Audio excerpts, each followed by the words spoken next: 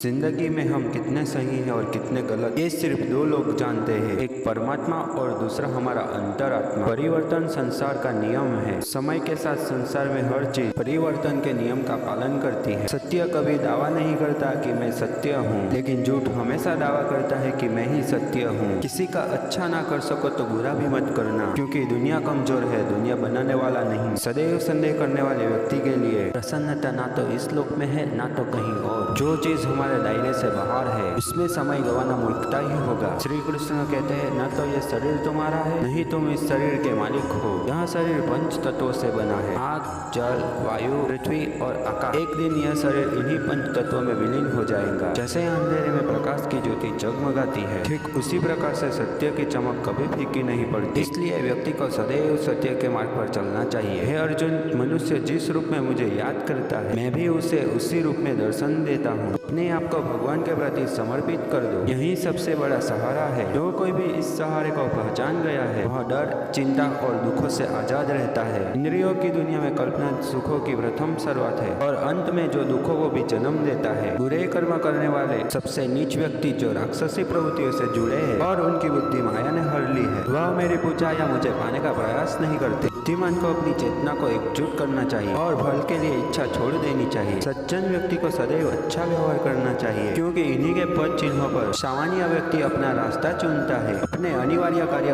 करो, क्योंकि वास्तव में कार्य करना निष्क्रियता से बेहतर है। इस संपूर्ण संसार में कोई भी व्यक्ति महान नहीं जन्मा होता है, बल्कि उसके कर्म उसको महान बनाते हैं। हे अर्जुन, कोई भी अपने कर्म से भाग नहीं सकता। कर्म का फल तो भुगतना ही पड़ता है। हमेशा अपने कर्म का पालन करो, क्योंकि वास्तव में कर्म अकर्म से बेहतर है। सही कर्म वह नहीं जिसमें परिणाम हमेशा बेहतर हो, किंतु सही कर्म वही है जिसका उद्देश्य कभी गलत ना हो। इंसान हमेशा अपने भाग्य को कोसता है, यह जानते हुए भी कि भाग्य से ऊंचा उसका कर्म है, जिसके स्वयं के हाथों में है। बिना फल की कामना से किया गया कार्य ही सच्चा कर्म है। ईश्वर चरण में हो समर्पण, वही केवल धर्म है। ज्ञानी व्यक्ति ज्ञान और कर्म को एक रूप में देखता है। किसी और का काम पूर्णता से करने से कहीं गुना अच्छा है कि अपना काम करे, भले ही उसे अपूर्णता से करना पड़े। अच्छे कर्म करने के बावजूद भी लोग केवल आपकी बुराइयां ही याद रखेंगे। इसलिए लोग क्या कहते हैं उस पर ध्यान मत दो, तुम अपना कर्म करते रहो। कर्म उससे नहीं बनता जिसने काम का त्याग कर दिया है। आत्मा किसी काल में भी न जन्मता है न मरता है, और न तो यह एक बार होकर फिर भाव रूप होने वाला है। आत्मा अजन्मा, नित्य, शाश्वत और पुरातन है। शरीर के नाश होने पर भी इसका नाश नहीं होता। हे अर्जुन, जो आत्मा को मारने वाला समझता है और जो इसको मरा समझता है, वे दोनों ही नहीं जानते हैं, क्योंकि यह आत्मा न मरता है न मारा जाता है। वह जो मृत्यु के समय मुझे स्मरण करते हुए अपना शरीर त्यागता है, वह मेरे धाम को प्राप्त होता है, इसमें कोई संशय नहीं है। लोग आपके अपमान के बारे में हमेशा बात करेंगे। सम्मानित व्यक्ति के लिए अपमान मृत्यु से भी बदतर है। वह जो इस ज्ञान में विश्वास नहीं रखते, मुझे प्राप्त किए बिना जन्म और मृत्यु का चक्र का अनुगमन करते हैं। जब वे अपने कार्य में आनंद खोज लेते हैं, तब वे पूर्णता प्राप्त करते हैं। जो बीत गया उस पर दुख क्यों करना, जो है उस पर अहंकार क्यों करना, और जो आने वाला है उसका मोह क्यों करना। कोई भी मनुष्य जन्म से महान नहीं बनता। महान बनने के लिए मनुष्य का महान कर्म भी करने पड़ते हैं। जिस प्रकार प्रकृति में समय समय पर बदलाव आता है, ठीक उसी तरह मनुष्य के जीवन में भी सुख दुख, आशा निराशा, सफलता और असफलता आते जाते रहते हैं। असफलता के तालों को खोलने के लिए इस दुनिया में केवल दो ही चाबी होती है। पहली चाबी होती है दृढ़ संकल्प और दूसरी चाबी कठोर परिश्रम। जीवन में किसी कर्मों को किए बिना किसी फल की आशा करना इंसान की सबसे बड़ी भूल होती है। मनुष्य अपने जीवन में जब तक डरता रहेगा, तब तक उस मनुष्य के जीवन के हर फैसले